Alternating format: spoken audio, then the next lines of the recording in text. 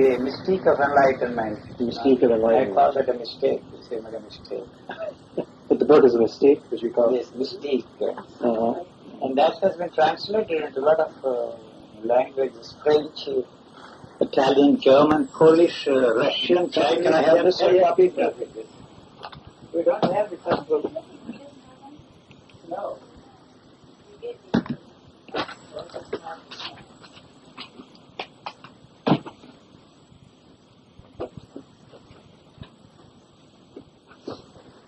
These are the French translations of the first two books.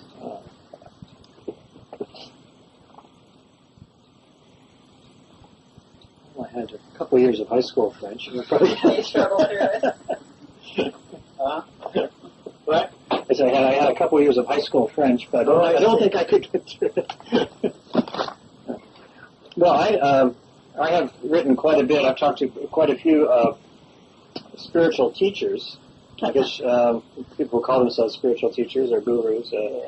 I actually interviewed Krishnamurti a few years before he died. He was here. In some ways, what you seem to be saying, at least all I really know is what I read in these few articles that Paul sent me. Some newspaper clippings. And so that's about all I know about you, and a few things he said. But what you are saying seems to be a bit like what J. Krishnamurti was saying. Basically, there is a fundamental difference between the two Krishnamurtis, if I may put it that way. And because they all assume that there is such a thing as mind. So I question the mind, I question the consciousness. Mm-hmm. And I make, if I may use that word, assertive statements that there are no thoughts there. You see, the thoughts are not self-generated and spontaneous. You see, thoughts are responsive to the stimuli. I stress the whole thing in pure and simple physical and physiological terms. Mm-hmm. So I explain why I emphasize that if there is any such thing as enlightenment, it should be expressed in physiological terms, not in mystical or religious terms. Why they did before is not my interest at all. I don't know. I mean, enlightenment is just sort of a physical function of the brain, something that chemically happens. Chemically happens. And I have no doubt that if you take, for example, what we call desire. Mm-hmm. Desire is an expression of life. You see. So as a matter of fact, what they say is correct. It is a hormone. Once you accept the fact that it is a hormone, all that we have built around that and the demand that we should free ourselves from desires, replace desires with spiritual desires, and try to be in a desireless state, all that has no meaning to me. Mm-hmm. So the whole thing is built on the foundation of the value system.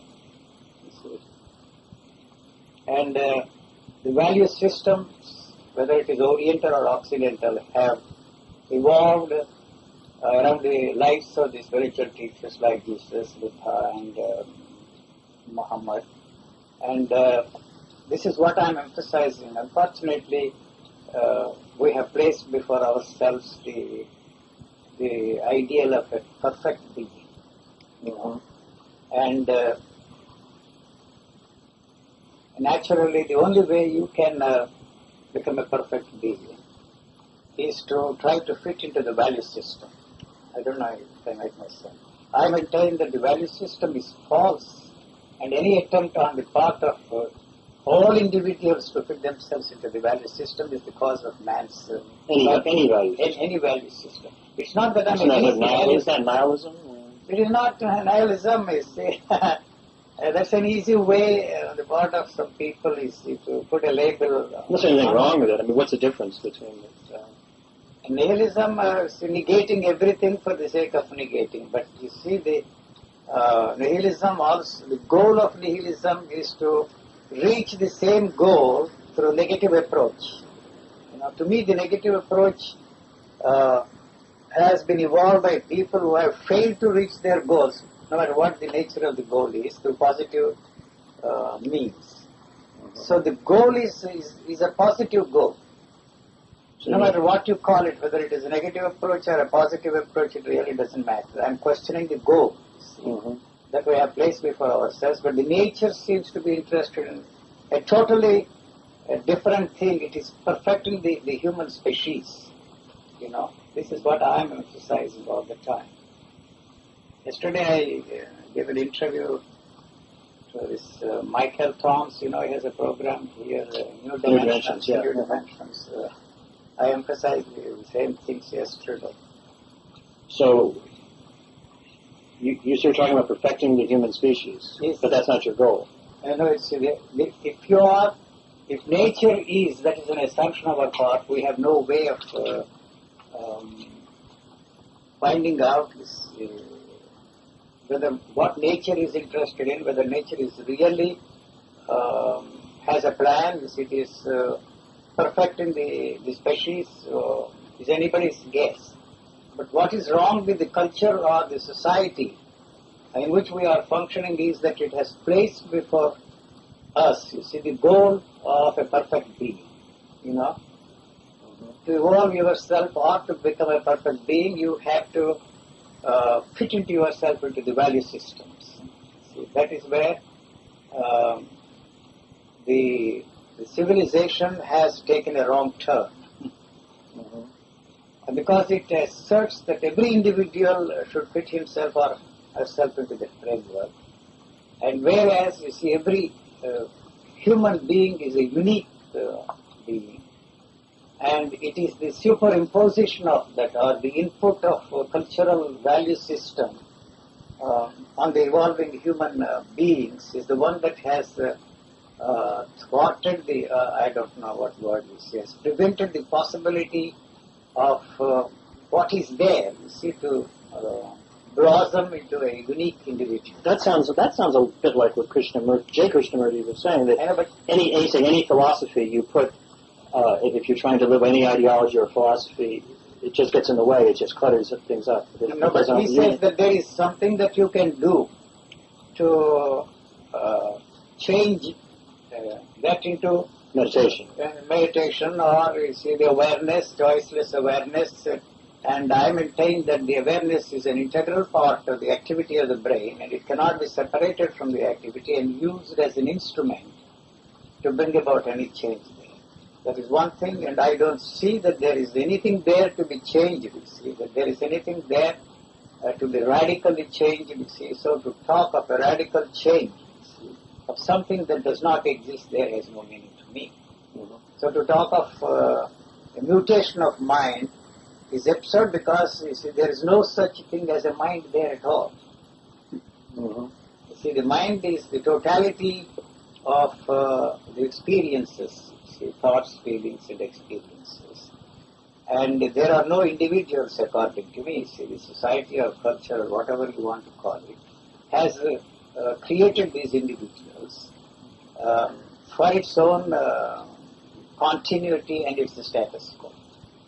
And at the same time, it emphasizes that we should all become individuals. And so that has created the neurotic situation in the individuals.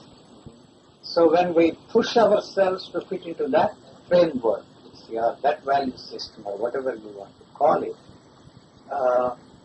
it pushes us in the direction of breaking down. We all have become not only neurotic individuals, but it has become necessary for us to stay that way. The neurosis is an essential and integral part of our lives to survive in this society that we find ourselves in. So what's the way out of this neurosis? And the more you try to fit yourself into, the greater is the danger, of moving into the other direction and become manic depressive individuals. Or live in the hope that one day through more and more effort you will be able to fit yourself into that framework. That to me is something which cannot be achieved except that we can live in hope and die in hope. And living with this or trying to accept that also has no meaning at all. See, you are constantly in conflict with the society, with the culture, or whatever you want to call it. So what do we do? If I suggest some other way, you add what do you do? To the techniques. What do you do? How do you deal with the world? The world is lost, according to me. So there is nothing that you can do to reverse the course of events. Progressively, we are moving in the direction of destroying ourselves. But we can delay the destructive forces through the realization that if we try to destroy your neighbors, you will also go with them. See, that's the way the human body is functioning. That's the way the cellular structure is functioning. But if you place before ourselves the idea of love thy neighbor as thyself, you see, our brotherhood, or all these ideals before us, we only push these things and then back them up with violence. See, the whole foundation of culture or civilization or whatever you want to call is built on the foundation to kill and to be killed. If you look at the history of mankind, more people have been killed in the name of love thy neighbor as thyself than all these recent wars put together. See, all religions, there is not one single exception, you see. Unfortunately, the three great religions we have, Buddhism, Islam, and Christianity, have been used as instruments of power. Otherwise, they would all have remained cults like any other cults we have in our midst today. So when once you use them as instrument of power, backed by destructive instruments of destruction, there is not much hope there for us. But if you just were able to somehow magically abolish all religions, you're saying you would still have wars and violence, wouldn't you, over but all economics or land or whatever? Even the political ideologies which we have evolved are nothing but the watery outgrowths of the religious thinking of man. See, the problem is that somewhere along the evolutionary process, I'm not even sure if there is such a thing as an evolution, the humans felt this self-consciousness the first time. That is to say, they separated from themselves from the totality of the whole nature.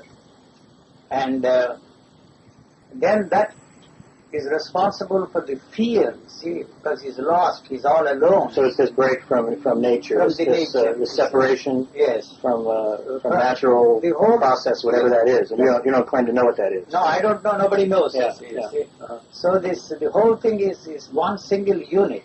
See, when once this separation born out of self-consciousness occurred, he has evolved all this, you see, the religious thing. So is there some way to get back to that, recapture this lost state, this Garden of Eden or whatever? I don't see that there is any way. The more you... But you seem to say there was a Garden of Eden, in a sense. I mean, not literally, but I mean, there was a time, you seem to be saying, there was a time when there was not this separation. But when and why this separation occurred is, and if you try to find out the cause of it all, there will only be hazarding opinions on that. We have no way of finding out why this occurred. I can hazard an opinion that nature may, you see, whatever is born is destroyed. You see, whatever is created has to be destroyed. So actually the creation and destruction is a simultaneous process. You see, everything that is born has to go. And we are only delaying that process through the help of thinking which we have developed, you see. So it is no doubt helped us, you see, to survive longer than the others. So complete destruction is inevitable? It is inevitable. It is inevitable. It is inevitable. That's what I am saying. Uh-huh.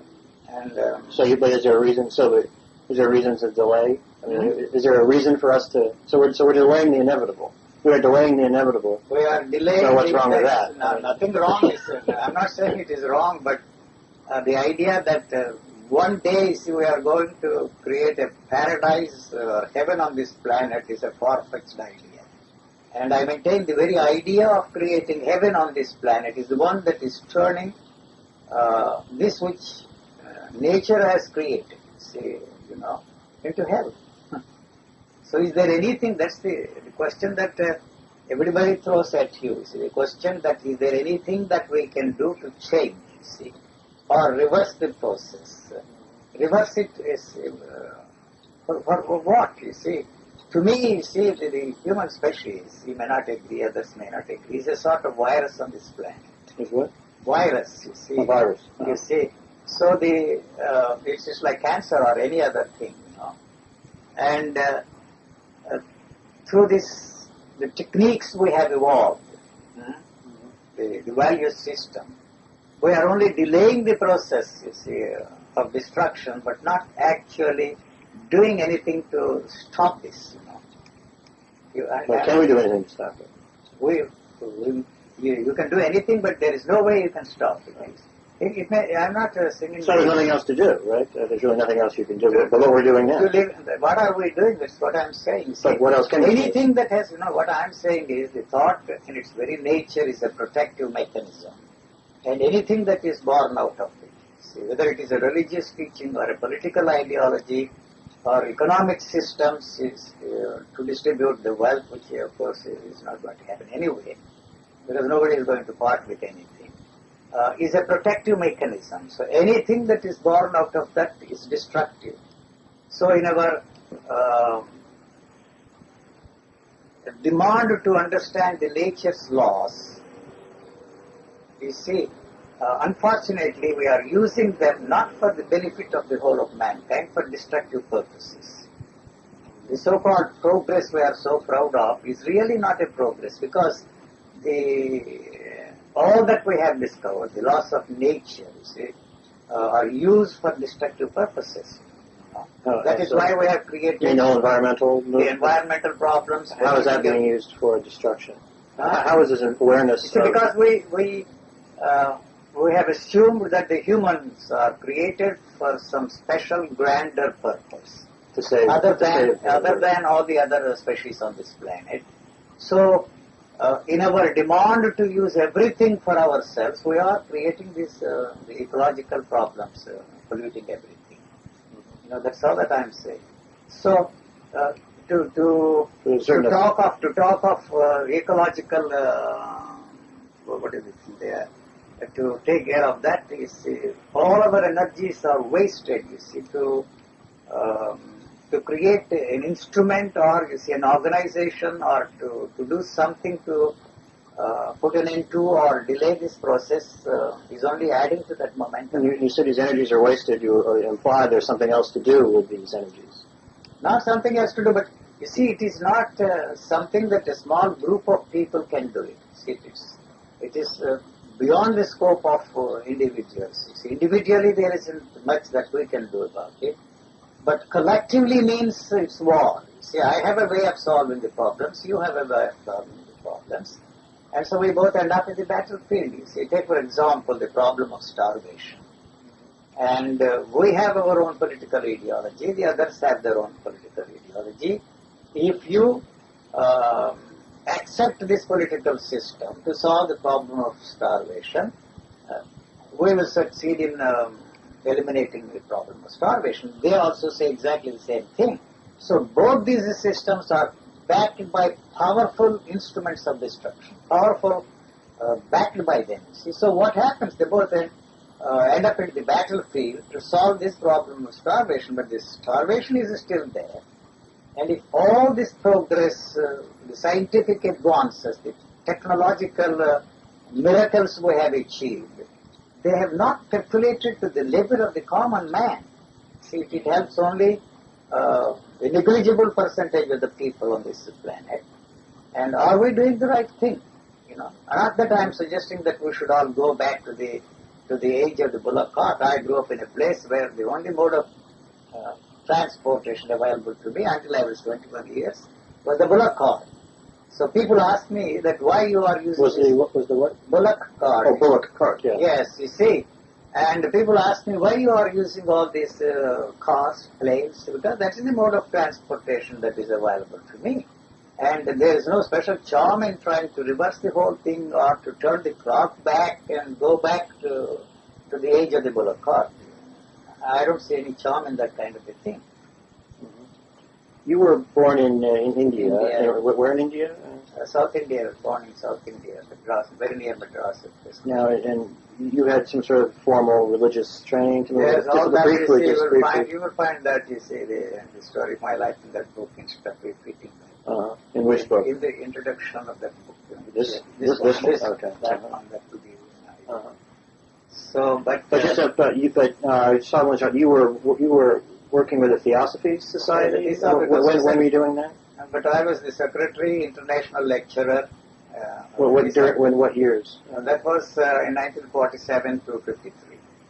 That was the time when I had personal encounters with the Krishnamurti also. He was part of my background. You see, I was born into a Theosophical family, and my contacts with the leaders of the Theosophical Society pushed me into that field. So there came a time when I felt that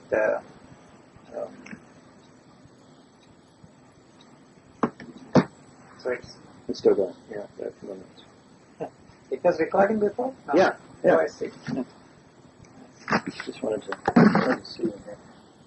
I've got some more time. Just tell me a little bit of, you were a leader in the Theosophy Society. Rising leader. I did not reach the top of the Theosophical Society. Was Annie Besant still around then? Yes, I was an young boy at that time. She died when I was 14 or 15, but I was closely connected with the second generation or third generation of the leaders of the Theosophical Society.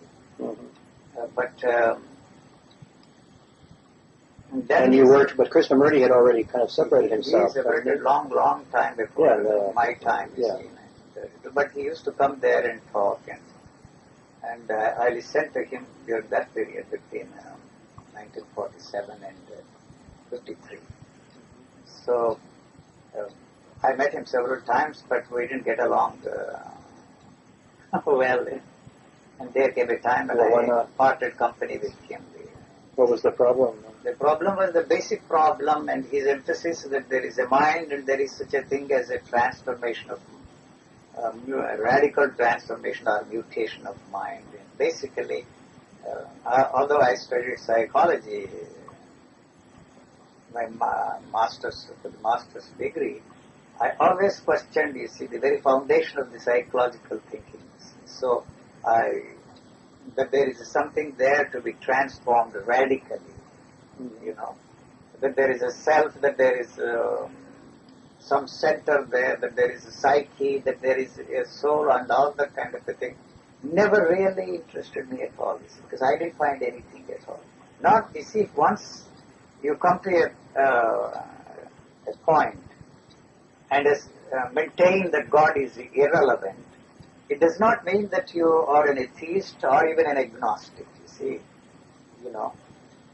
And we leave God, the existence of God and the cosmological, teleological, ontological proofs of the existence of God to the theologians.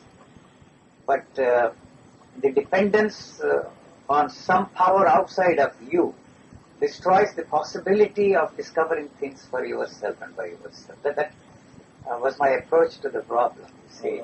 So, I don't know. And you had some personal experience in they are described there in the detail. But just briefly, would you describe it? You could describe it. No, it's difficult. They are enumerated there. If you have a chance, you can read them. It's not that I'm trying to avoid. To go into that is difficult. But what I want to emphasize is that whatever I have discovered, stumbled into, has no religious content in it at all. It has no mystical undertones, overtones, or any tones for that matter. And to express that, you see, in religious and mystical terms is to falsify. This is what I have found. I have been lucky, you see, to find myself, something hit me. You see, lately I've been describing that whatever happened to me, you see. This is the thing I read in 67. Yes, it's similar to the earthquake. You see here, when it hits you, or you call it lightning, when it hits you, the whole living organism, this human body, frees itself from the stranglehold, say, of thoughts, feelings and experiences of everybody that felt experience before you. The whole thing is flushed out of your system, and the body begins to function in quite a different way. And all those inactive ductless glands that are there in the body are suddenly activated, and there is a sort of a new equilibrium. You see, I don't know. But this is what some people would call enlightenment. You're explaining this in a different way. But isn't that what a lot of people in the past have called enlightenment? That's sort of a. I don't see any. See, it's a rubbed coin, and so everybody is selling enlightenment. You see, the marketplace. It has become a shoddy piece of spiritual goodies. You see, because there seems to be a market for that, and people are selling that. Why is there such a market for that? What is it that's so attractive to people? It is simple because when once you feel that you have everything, and all your needs are taken care of, naturally the question arises, is that all? So then you create a market for this kind of a thing, see. So when once you are for some reason dissatisfied with your own religion, with your own church, with your own religious thinking, you look here, there and everywhere. And so and here particularly in this country, see, you want something new every time. See, and those who come from outside have all kinds of different techniques, and one of the reasons why, you see, the market became very attractive and lucrative for all these gurus from the East is the drugs, you see.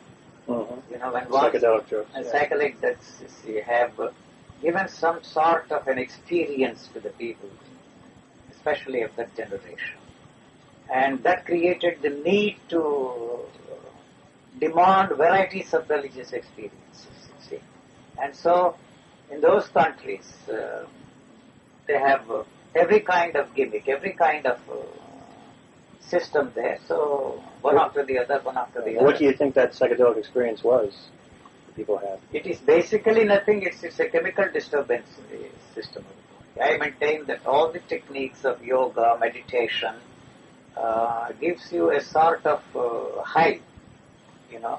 Mm-hmm. Like a drug. Like a drug, you see. Yeah.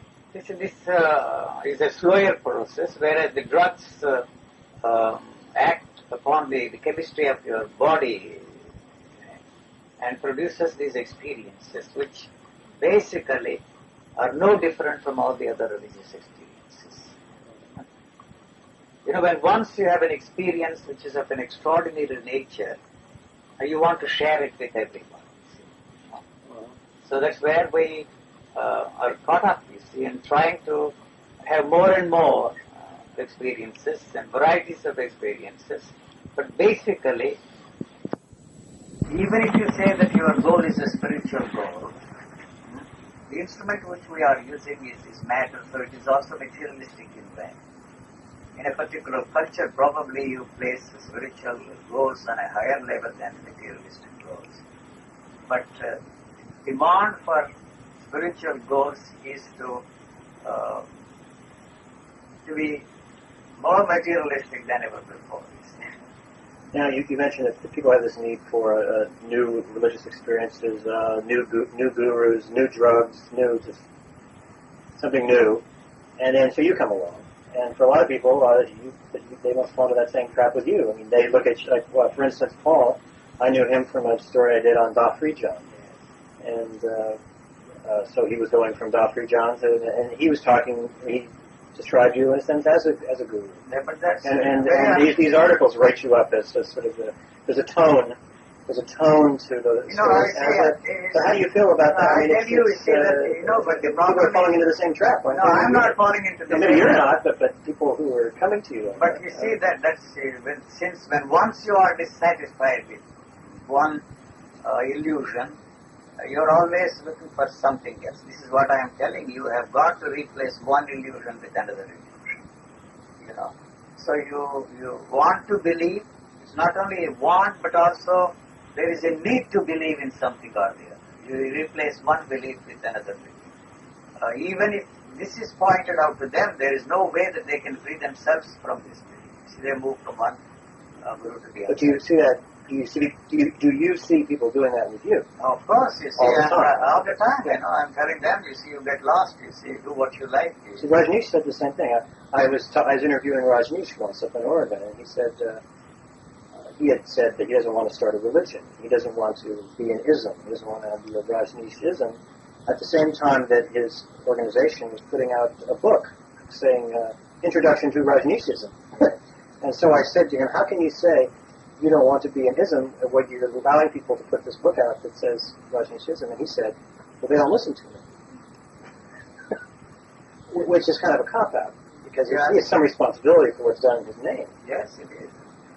It is. So how do you get around that problem? I have so far been successful in preventing people to create any organization around me. But if you have no desire to proselytize, why do you even want to talk to me? Because what I could very well do is write up the story, and it's printed all these hundreds of thousands of times. Yes. Wouldn't you just say, no, I don't want to talk to this reporter? Because I talk to anybody. You see, I talk to. No, but you see what I mean? I mean, I'm not just anybody. No, I am. No, listen, you see, I will tell you, this, I have seen a lot of all these newspapers, and most written about newspapers, person in India. And they are looking for, you may not be looking for, you see, for a new kind of a subject. As you say, you have written on Rajneesh, you have written on probably John, you have written on Krishnamurti. That's your job. Yeah. See, you are looking for a new subject. May not be, because maybe he pressured you to come to see me, or suggested that. No, it's not. Look, I actually came to you because my friend had seen your book, and he is a very skeptical sort. So you see, you are looking for a subject. You see, the people are asking me, why suddenly you have decided, you see, I appeared on many of your television, PBS and all these programs. Why you have suddenly become public, or I see, gone public, they are asking all my friends. I avoid it, going on public. You see, but unfortunately, you see, why you talk, it's a very difficult question to answer. What is the point in hiding myself, you see, in a cave? What does it prove? You see, if you become silent and retire from this world, still you see the people attach some significance to that. You see, that is always the case. And my interest is, if it is a question of talking to her, if it is a question of talking to Paul, if it is a question of talking to anybody else, why not I talk to you, or why not I talk to that man, is Mishloff here, or somebody else there, you see, on the television. They are entertainers, you see. No, but if you really want to avoid being... I want to do something. There is a motivation, you see.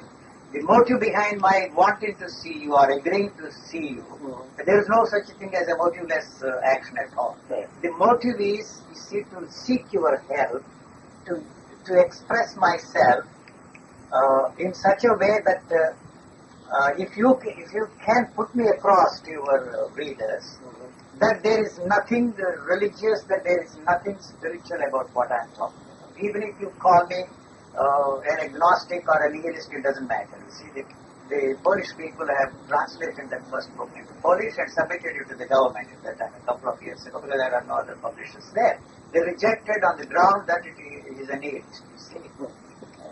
They put a label on that. I don't know what the Russians would call that book when the time is. The book is translated into Chinese and they can't come to see me now, you see, in Hong Kong. So this is my motive. You see, all those who come to see me are either from that group or this group or Krishnamurti's group or disillusioned people with their particular groups. So the difficulty of carrying on a conversation with them, you see, I have to use your medium. I have no other way of expressing myself. But you have people who, there are these, and I see them all the time, who jump from one guru to the next. And then jumping to you is in a way a very logical progression. It's not a logical progression at all, because they are translating, interpreting what I am saying within that religious framework, you see. So that is the reason why, you see, they put this label on me, the God man, you see, in India, or a guru. The problem is... Anti-guru? I am not. I am not concerned about the gurus at all. I am not a guru. So I want, you see, to express myself through your medium. Maybe you will be able to put me across to your readers what I am trying to emphasize, that what is, if you call it an enlightenment, it doesn't matter. It has no religious content in it. That's all I want to say. But you say it's a natural state. It's a very natural state in the sense that natural state is not a synonymous term for enlightenment or any such thing at all. A natural state, when once the stranglehold of thought is released, from controlling the whole of this body, it functions in a natural way. The whole system becomes so sensitive, you see. So what I am saying is, the mind is sensual in its nature. It is interested only in sensuality and sensualist experiences. Even spiritual experiences, which we consider to be extraordinary, fall into the category of sensuality. Whereas this living organism is interested in sensory activity. See, that is the living thing that is there. That's all that I am pointing out. It has no interest, you see, to convert anybody. You are as unique as I am. Your uniqueness cannot express itself as long as the cultural input has a stranglehold on it. If you are lucky and if it is freed from that stranglehold, whatever you are left with, you see, expresses itself. You see, but what is there is something unique. And that uniqueness cannot express itself as long as there is an effort, attempt on your part to fit yourself into that thing. Whatever potential is there. I'm not talking of spiritual potential. See, the potential, the human potential, will surface and express itself in an extraordinary way. It is bound to be an individualistic thing. So what I'm saying is that the whole spiritual business is something like riding a tiger. And it's a very tiring thing to go on riding a tiger because you are frightened of jumping off the tiger. And if you jump off, you fear that the tiger might gobble you up with there. So you keep riding the tiger. You see. So once you are free from the fear of this boredom or the fear of jumping off the tiger for whatever reason is not there, that is all that is there. You keep riding without any destination. Now, when you, at some point in your life, you had this same desire. Same. Otherwise, I would have wasted all my life. And you had this one sort of dramatic. It was event. something like, you see, lightning hitting me. Is this the thing at the strip show? There's a girly show. This was where this happened. First time I felt Why there? Huh? Why there? You see, as a protest against Krishnamurti, somebody dragged me to attend Krishnamurti's talk. For the first time, they wanted us to buy tickets to listen to him in Paris. So I didn't want to pay any money to Krishnamurti's talks, and my friend and I were standing there. I said, "Come on, let's go and spend this money and go to not a strip piece, I don't know what it's called." You said girly show. Burlesque, exactly. Not burlesque. Burlesque is a very cheap thing, striptease. But there in stage show it is, you see, some sort. No, I know, like the Lido in Paris. Yes. Something Folies Bergère. And I got Folies yes. And was it the Folies Casino Bergère? de Paris, I think, actually. Similar thing, similar thing. And for the first time there I experienced a very strange experience that is described there, you see. And when I was looking at it, I was not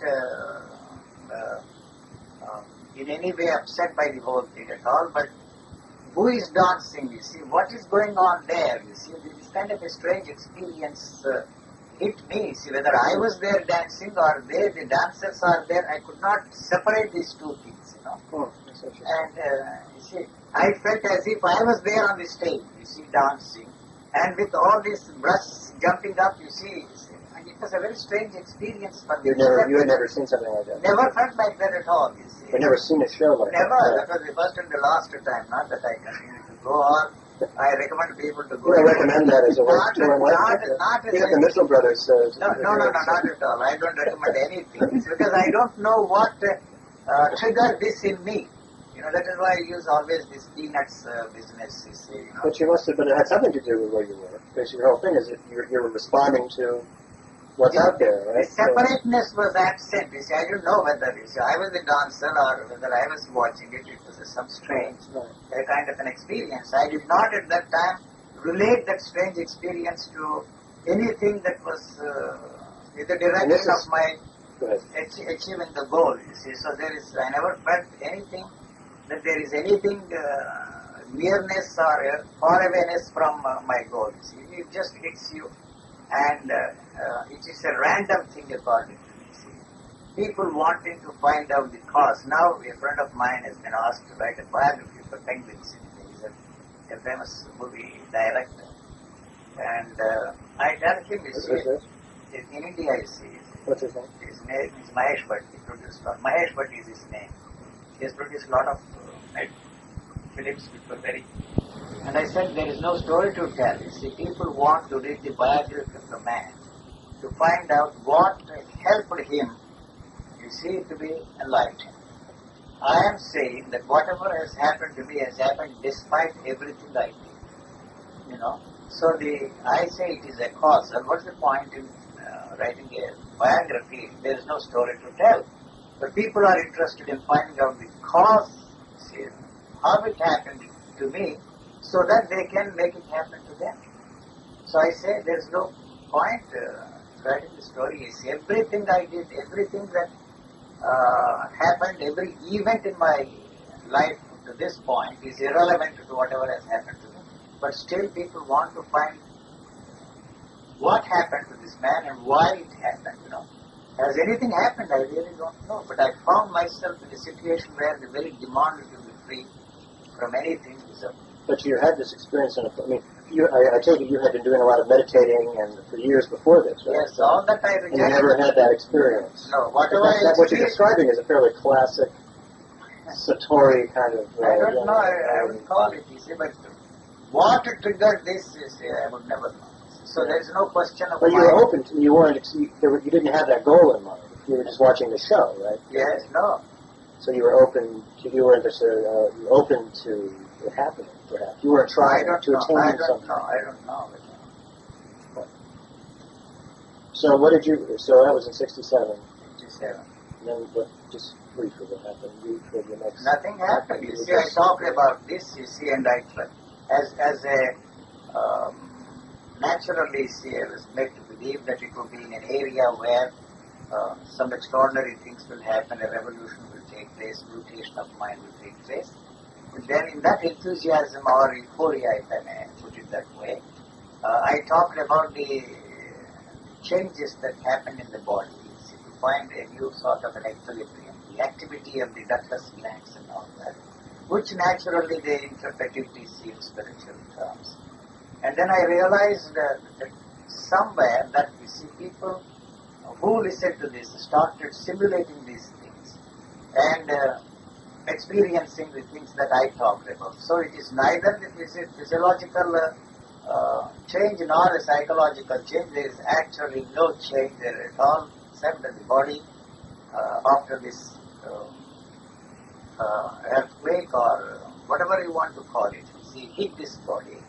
It found a new sort of an equilibrium, and which is the natural way of functioning of this body.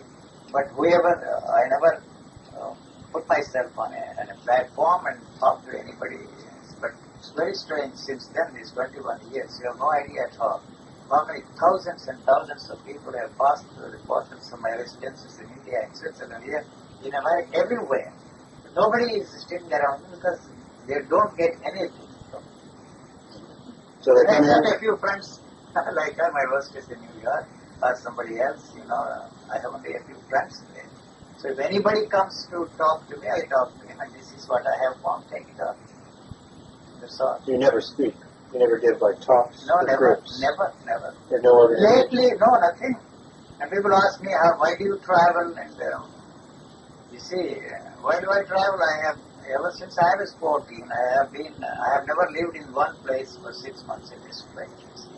I have a little money, so to avoid the harsh winters here, I go to India. To avoid summers there, I go somewhere else if I don't have the means. I don't know what I would do. So I never take anything from anybody. I have no organization, no ashram. So how do you live? What do you?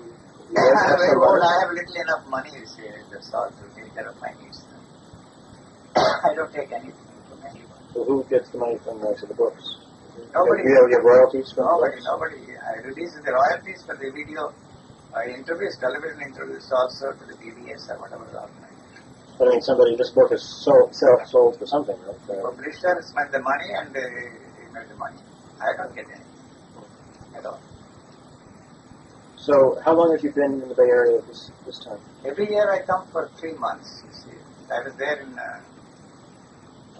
New York for 6 weeks and I'm here for 2 weeks. Next spring I will come. So 3 months. And you just come and you sit in here? Here, you see, I stay you just sit here? That's all. If somebody comes... what else do you do? What else what do you enjoy doing? Whatever I am doing is all that is there for me. That particular moment, whatever, if there is nothing there... What do you do to have a good time? Huh? What do you do to have fun? I have no idea of what a good time is. Talking to you at this moment is all that is there for me. And you go hiking and... Never. You watch I'm TV, an old man. I am an old... TV sometimes... You look like you're in pretty good shape. For 72 years I'm all right. And I watch only commercials more than they're more interesting to me than the commercials? A lot of commercials. Because you see the way they are trying to sell these things to the people, that's very interesting to me, you see. You know, if I were to be, they cannot make me buy anything that they are selling. But the way they are selling, you see, is very interesting. The sales pitch and how people can fall for that kind of a thing is amazing.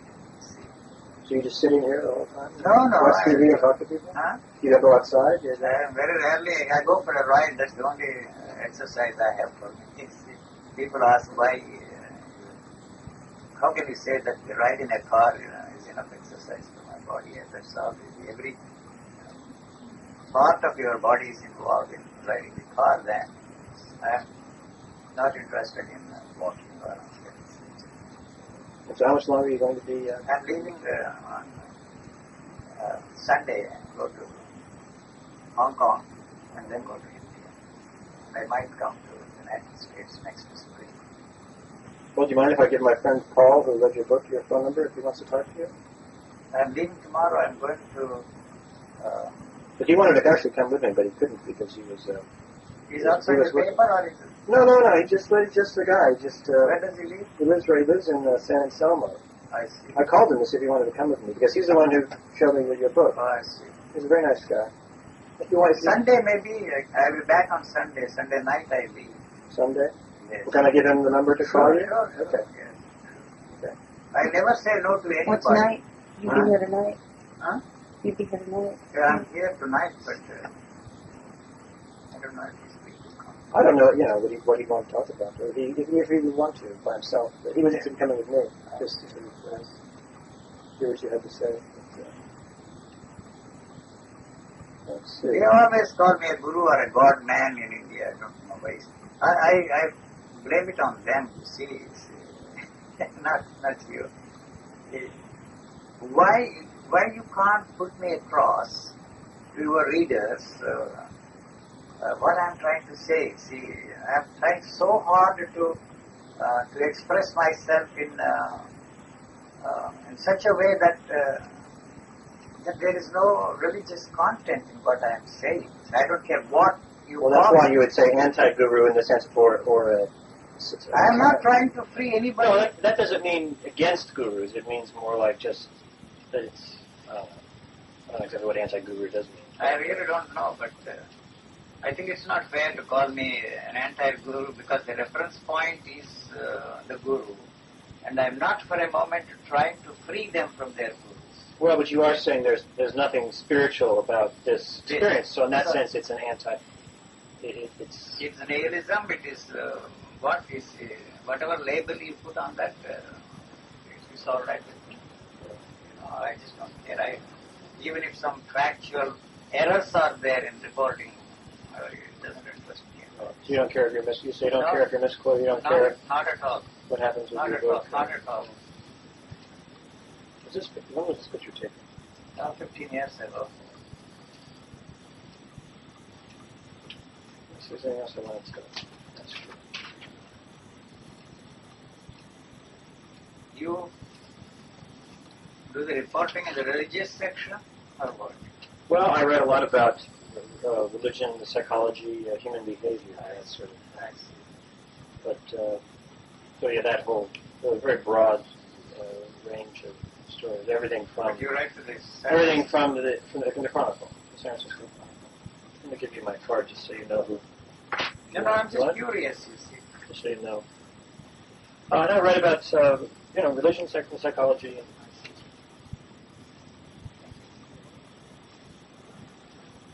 well, I think most of the questions I had. It's interesting talking to you. Thank you. Does it make any sense to you? Oh yeah, sure. Makes a lot of sense. Yeah. Where is that? Can I look through the? Oh, sure. There's one here in Daily News. The New York Daily News? Yes. Bill Bell? Somebody who is that? Yeah. Huh? Yes. Is it Bill Bell? Yeah, I know Bill. I just saw him at the Catholic Bishops meeting last week. Really? Yeah. I don't know. He's funny. Did you like Bill? I don't know. I don't know anything. I don't read newspapers. Oh, he didn't interview you. No. Oh. He reviewed that book, the first book. And some rabbi, you see, published the book in America. Uh-huh. Where is that? I don't know. Oh, you didn't talk.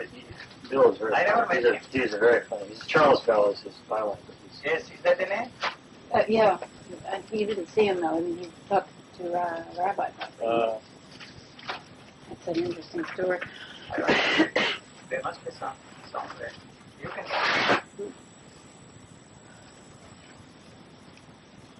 There was a terrible reaction against my interview in India, television interview. They don't like me in India. They have a thing about it. They don't like Rajneesh either. They don't like a lot of people, I guess. So these are mostly Indian papers? Yes, mostly. Also, you see, there's Dutch papers there, Holland and French, Italian.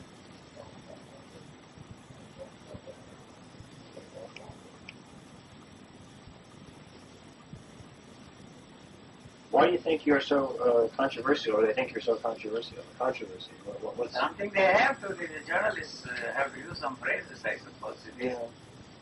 This is not controversial, what I'm saying. Take it or leave it basis. Mm-hmm. You don't like it? I think this is the one.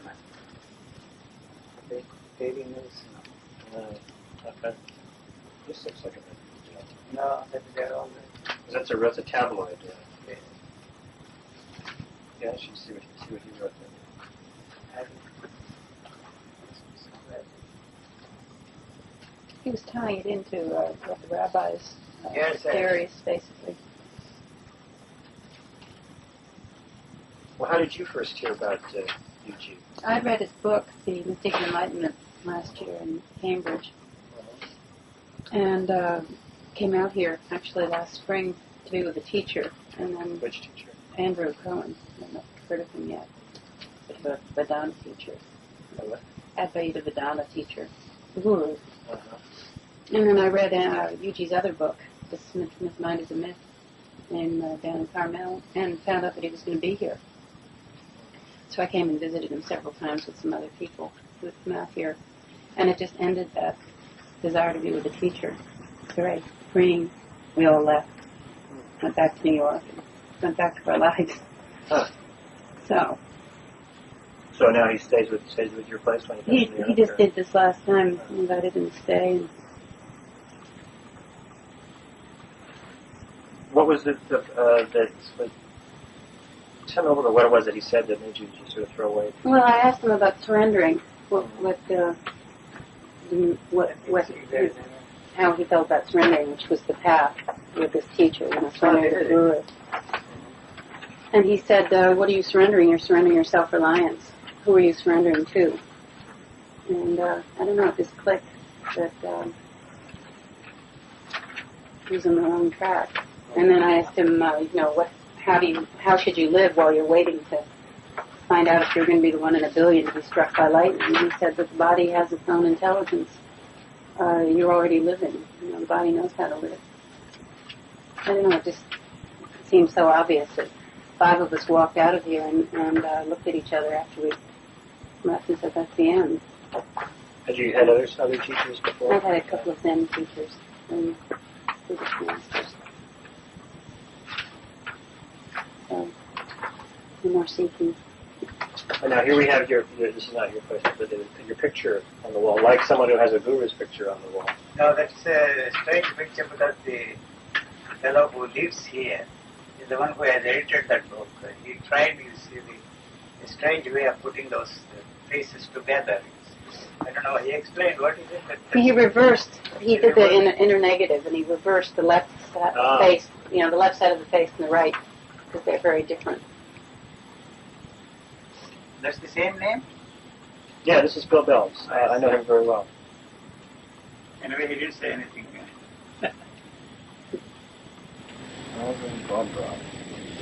He's the one who has published that book in America, his first book. You say you're 72? Yes. You say your age wrong here? Because he has you 66.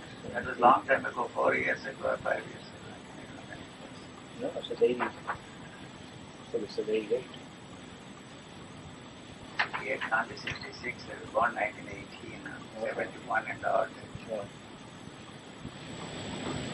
So how many people would you say you've seen since you've been My life, 21 years. No, I meant since you've been here, just this one recent trip here in Northern California. I don't know, I don't count to see as many people as this room can accommodate. But would it be like dozens or Yes, hundreds? dozens, yes. So it's not a long line coming in. No. Ramdas, I met him. We had a long discussion. You have heard of that author? Oh yeah, I've talked to him. Yes, we had a long... he doesn't call himself Ramdas anymore. No. He wants to be Richard Alford. Richard Alford. And we talked for 1